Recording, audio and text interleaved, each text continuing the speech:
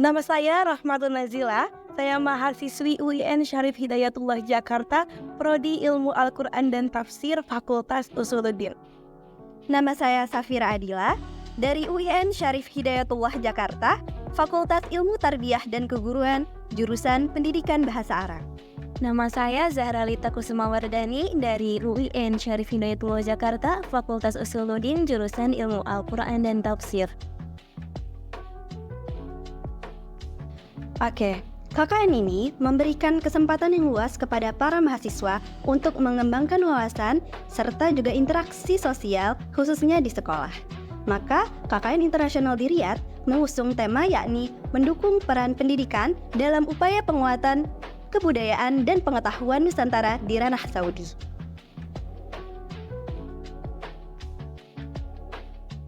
Baik, terdapat beberapa jenis proyek kegiatan yang akan kita laksanakan di program KKN Sekolah Indonesia Riyadh ini, yaitu terdapat beberapa bidang. Yang pertama ada bidang keagamaan, lalu ada bidang pendidikan, ada bidang kebudayaan, juga ada bidang kesenian.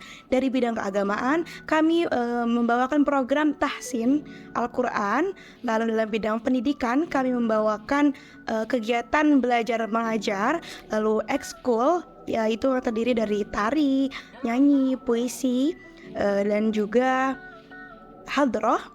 Lalu kemudian dari bidang kebudayaan, kami membawakan pengenalan budaya dan sejarah Indonesia dengan menjelaskan buku yang kami susun sendiri.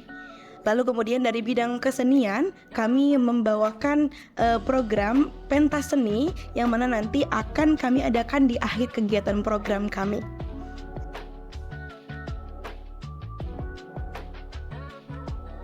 Baik, untuk program kegiatan di Hari Batik Nasional ini, insya Allah kami akan membawakan program yaitu membuat batik ekoprint yang nanti akan dipandu oleh Kak Safira. Gimana nih Kak Safira? Nah, untuk batik ekoprint itu sendiri, batik itu menggunakan kain kanvas atau juga bisa tidak harus kain kanvas, kain seperti kain-kain biasa itu bisa dilakukan juga. Kemudian hanya menyiapkan tumbuh-tumbuhan asli. Jadi motif batik ini kita menggunakan tumbuh-tumbuhan yang memang tumbuh di sekitar kita. Kemudian motif batik ini akan ditempel atau dibentuk menggunakan batu yang akan kita tempelkan pada kain tersebut, seperti itu. Jadi memang diharapkannya keterampilan anak muda atau anak-anak pada masa kini itu membuat batik ekoprint itu juga bisa meningkatkan wirausaha mereka juga, seperti itu.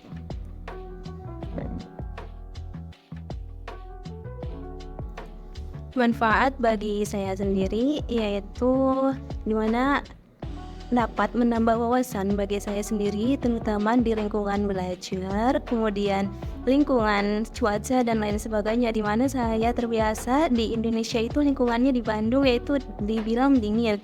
Kemudian saya berantau ke Arab Saudi di mana cuaca di sini terbilang panas, sehingga saya harus beradaptasi kembali di sini. Oke, kalau untuk saya sendiri, saya merasakan manfaatnya itu sangat bermacam-macam ya. Salah satunya dari segi bahasa. Saya sendiri memang dari jurusan pendidikan bahasa Arab, memang fokus terhadap bahasa. Namun saya merasa di sini melihat anak-anak yang memang ada beberapa yang lahir di sini dari lahir gitu atau juga pindahan. Nah, mungkin ada beberapa juga yang bahasa Indonesia tuh belum terlalu lancar seperti bahasa Arab atau bahasa Inggris. Nah, itu mengacu kita para teman-teman KKN juga untuk bisa berbahasa kedua tersebut, Inggris Arab, dengan lebih lancar gitu agar bisa berkomunikasi. Tentunya manfaat ini memang sangat membuat kita menjadi mengembangkan kemampuan kita masing-masing, seperti itu. Baiklah, sebelumnya tentunya saya sudah pernah beberapa kali mengikuti belajar ataupun mengajar di sebuah sekolah dalam waktu kurun 50 hari ataupun beberapa hari yang memang di situ saya sebagai volunteer. Tapi tentunya di Sekolah Indonesia Riyadh ini sangatlah amat berbeda gitu. Dikarenakan tentu di daerah sini sudah di daerah Arab Saudi, kita pun berbahasanya kalau di luar lingkungan sekolah itu memang banyak orang-orang Arab ya yang kita mengasah bahasa kita gitu. Dan itu memang membuat saya yang awalnya saya kurang percaya diri dulu jadi mahasiswa, padahal kan saya sendiri pendidikan bahasa Arab, tapi di sini saya akhirnya memberanikan diri untuk berbicara bahasa Arab kepada warga sekitar. Namun ketika di sekolah tidak juga membatasi dalam mengembangkan kemampuan saya ataupun memberikan kebermanfaatan kepada yang lain seperti itu. Karena juga selain itu saya juga berasal dari daerah Palembang.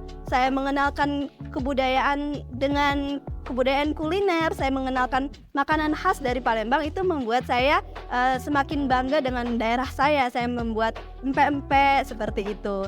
Karena memang di sini harus kita menginginkan juga mengenalkan makanan-makanan yang ada di daerah ke Sekolah Indonesia Riyadh seperti itu. Kemudian selanjutnya Untuk pengalaman pribadi saya, yaitu di mana Sekolah Indonesia Riyadh ini saya dapat lebih berinteraktif dengan banyak siswa, yang di mana siswa tersebut tuh berbicara dengan 3 bahasa, ada Indonesia, Arab, dan Inggris. Nah, di mana di situ tuh membuat saya lebih terpacu dan lebih termotivasi untuk menggunakan 3 bahasa tersebut. Dan itu merupakan pengalaman pribadi saya, di mana itu juga untuk memperluas wawasan saya. Kemudian pengalaman lagi di Sekolah Indonesia Riyadh ini, saya dapat jalan-jalan bersama guru, di mana itu merupakan pengalaman pribadi saya, di mana ketika di Indonesia itu tidak pernah untuk jalan-jalan bersama guru. Oke. langsung selanjutnya. Baik, kalau dari saya sendiri tentunya kalau cerita pasti sangat banyak sekali. Namun dari pengalaman saya selama KKN di Sekolah Indonesia Riyadh, saya itu merasakan adanya banyak keberkahan itu, Masya Allah, yang kami dapatkan gitu ya bagi mahasiswa dari UIN Syarif Hidayatullah Jakarta. Juga di dalam sekolahan kami dapat berinteraksi dengan guru-guru yang memiliki wawasan luas khususnya mengenai seputar Arab Saudi. Juga kita pernah juga berkunjung ke salah satu universitas di Riyadh, yaitu King Saud University, yang mana di situ membuat kita juga termotivasi untuk melanjutkan studi di negara lain gitu selain negara sendiri. Juga di KKN ini kita memiliki cerita baru yang mana tidak dimiliki oleh teman-teman KKN lain, yaitu kita mendapatkan kesempatan untuk mengunjungi Baitullah untuk melaksanakan ibadah umroh yang alhamdulillah diberikan oleh Allah Subhanahu wa taala. Mungkin itu saja. Oke, baiklah. Dalam tantangan tersebut, tentunya KKN internasional ini dilaksanakan ketika kita sudah sampai ke daerah tersebut. Oleh karena itu, beda dengan KKN reguler lainnya yang ada di Indonesia, mereka bisa mengadakan survei terlebih dahulu. Nah, ketika kita KKN internasional, memang kita tetap mencari tahu informasi, bertanya-tanya juga bagaimana keadaan di sini, akan tetapi kita tidak bisa melihat secara langsung kondisi yang terjadi di sini gitu. Nah, oleh karena itu, ketika takutnya kita merasa khawatirnya ketika sudah sampai di sini ada hal-hal yang memang di luar ekspektasi kita, yang kita pun akan kurang maksimal menjalankan program karena tidak sesuai dengan yang kita siapkan sebelumnya. Nah, oleh karena itu kita mengatasinya dengan beberapa plan. Jadi kita menggunakan rancangan kegiatan lain apabila plan kegiatan tersebut dibatalkan karena hal lain sebagainya. Oleh karena itu kita melaksanakannya di kemudian hari, atau kita mereschedule waktunya, atau juga mengganti kegiatannya dengan kegiatan yang tentunya tetap lebih bermanfaat seperti itu. Kemudian kalau dari saya sendiri, karena saya itu agak kurang dekat dengan adik-adik atau anak-anak gitu ya, jadinya saya merasa kesulitan untuk mendapatkan hati anak-anak saat mengajar di kelas. Karena anak-anak itu pastinya jika belajar merasa bosan ya, lalu ingin lari-lari atau berisik atau bagaimanapun itu. Jadi saya merasa kesulitan untuk menenangkan mereka, jadi bawaannya ingin marah terus ya. Dan kebetulan kalau di Sekolah Indonesia ini kan yang kebanyakan itu ada anak-anak SD gitu ya. Kalau dari tingkatan SMP dan SMA. Kebetulan kami juga, saya sendiri gitu ya, jarang masuk di tingkatan itu. Saya seringnya masuknya ke tingkatan SD yang isinya anak-anak semua yang Masya Allah sekali, sangat aktif dan memang susah untuk ditangani oleh satu guru saja.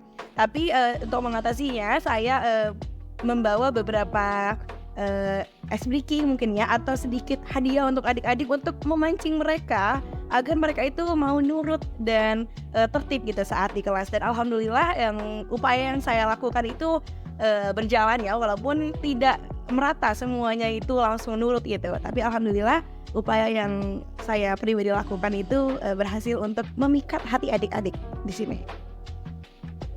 Untuk tantangan bagi saya sendiri, dimana saya emang orangnya tuh pendiam dan introvert, sehingga pas datang ke sini, ketika datang ke sini, lihat anak SD itu emang sifatnya tuh kayak urak-urakan dan emang aktif banget. Nah, sehingga itu merupakan tantangan bagi saya, sehingga di situ saya mencoba untuk bisa beradaptasi dengan anak-anak tersebut. Gitu.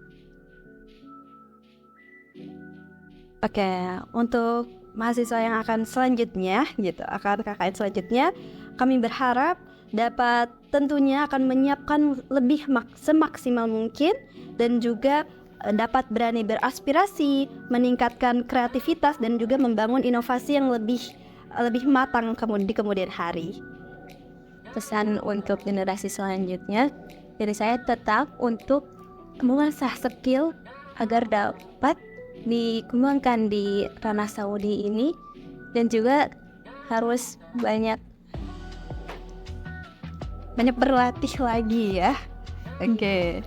Selanjutnya, kalau dari saya sendiri untuk teman-teman KKN Arab Saudi generasi selanjutnya, jadilah diri yang lebih berani, jangan diam di tempat. Kita harus berani untuk jalan sejauh apapun itu dan untuk mendapatkan pengalaman yang lebih besar lagi ya dari tempat yang kita tinggali saat ini.